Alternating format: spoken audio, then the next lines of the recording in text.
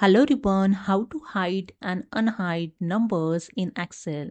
Let's see step by step. So here you can see I'm going to hide the salary amount. So first select the entire data.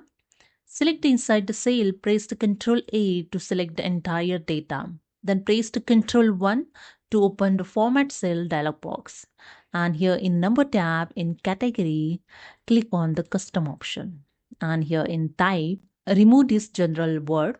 Just click on it, use the backspace to remove it and enter here 2 times semicolon. After that, click on OK and that's it. Here you can see the selected data, the number is hide.